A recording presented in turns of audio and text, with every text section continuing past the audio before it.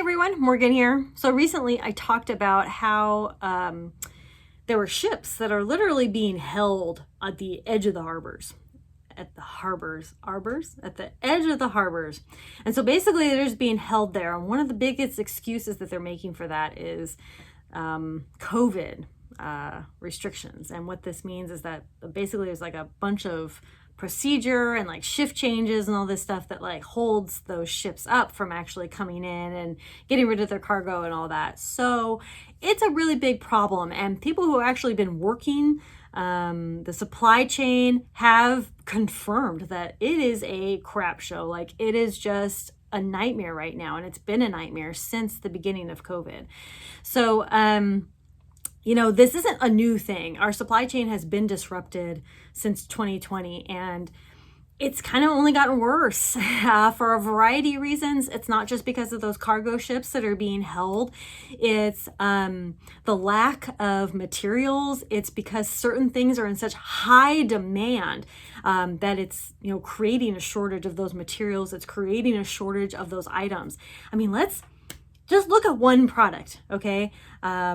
Here, let me look at the bananas that you see on the shelf in your store. Look at them. Just go look at them, okay? Look at the bananas that you see on the shelf, or whatever it's called, the table. And I want you to then think that these bananas are at the 40,000 plus grocery stores that are across the US alone. Bananas, okay? And then think about all the other millions of products that are in your grocery store. Now, your grocery store may not have as many bananas. Maybe it just has a few bananas. Your grocery store may not have any bananas at all. It could be for a variety of reasons. But the point I'm making is our system is so just continually pumping out mass-produced products for our society. And when you start picturing, this product times the 40,000 grocery stores that are in the US alone, it becomes mind-blowing how much production there is. Look at a can of soup and then think, when people panic buy, or when people, are mass buying things because they're in high demand because there was a pandemic or whatever, things become an even shorter supply because they're still producing, but they have to increase that production, right? And then it kind of evens out a little bit, but then people, but then like a natural disaster comes and wipes out some crops.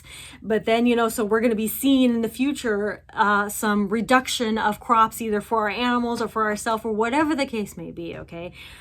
Our supply chain could be disrupted for any reason, okay? It could be a natural disaster. It could be lack of people. There's a huge labor shortage right now. It could be COVID, because of the crazy COVID restrictions. It could be manufactured. I don't know. All I'm saying is you need to shorten your supply chain. So I'm going to be talking about a few ways to shorten your supply chain. I have a blog post down below for other ideas, but here are just the top 5. The first one is going to be start a garden. Seriously, start a garden, indoor garden, start a little mini herb garden. Get those little tiny pop-up greenhouses that you can have in your house or on your porch or outside or wherever. Just get something to where you can start growing your own food. You may think that you're not saving any money, but the whole point of starting a garden is not really so that you're saving a bunch of money. It's that you're producing this stuff yourself. You're not relying on getting this stuff from the grocery store. So, because of that shortness, because you've literally shortened your supply chain to your backyard, right? So the next one is going to be find local farmers. There may be a lot of things that we may not be able to grow ourselves. So find those local farmers. Going to farmers market, just doing a simple Google search, or DuckDuckGo search rather. We've been so programmed to say Google. Anyway, and go to Facebook or go to Instagram, or ask friends, ask your neighbors about local farms in the area that may have, like pigs that you could buy. You could buy some cow, you could buy produce from them, you could buy hay, whatever you need to buy from those local farms. And that's going to be a huge shortening of your supply chain. If you could just go down the road to get something, that's way shorten your supply chain, right? So the next one is going to be forage. There's lots of opportunity to forage, even in the desert. I used to forage for stuff all the time in the desert. There's lots of opportunities no matter where you are. So go forage for food. This next one is kind of along the same line as foraging, but hunt and fish. I want you to learn to hunt and fish.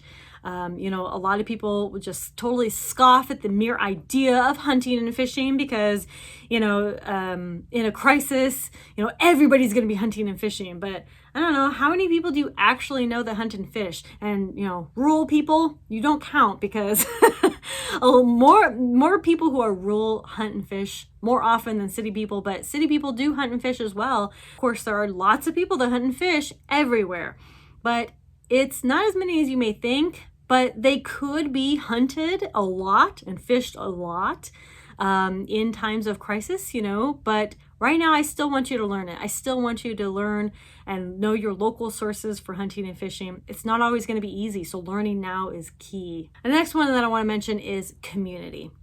So I talked about local farmers, but I want to mention community. Getting to know your neighbors, and maybe your neighbor down the road has some bees, right? But, you can't have bees yet, but they have bees. Or maybe your neighbor has chickens. You can't have chickens yet. Or maybe you don't want chickens yet, but you can do something to trade something or work for them to get some eggs or to get some honey or whatever the case may be, right? You get to know your neighbors and you realize that they can be huge assets, but you can help each other, right?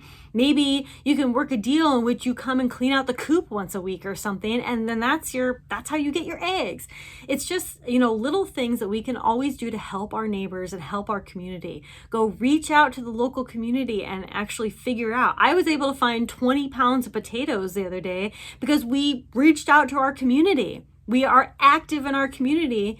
We were able to find $20 snowshoes for our kids because we've reached out to the community, okay? These are big deals. Getting to your community and looking to your community will shorten that supply chain. Garage sales, thrift stores, all these things, they shorten your supply chain. All these used items, they're still good items. So, community can help you shorten that supply even more. It's not all about food. It could be clothing, supplies that you need, whatever the case may be. But it's all shortening that supply chain so that you're not always 100% reliant on the stores. Again, our supply chain could be disrupted for any reason. And it's up to us to be prepared and get to know our community and start our garden and, learn those local farmers and all these things. It's actually our responsibility to do these things to shorten it the very best that we can. So that we can have that security now and in the future for our family. Thank you all so much for watching Conquer Tomorrow by Preparing Today. Don't forget to check out that blog post at my website, roguepreparedness.com. Thank you all so much for watching. Bye-bye.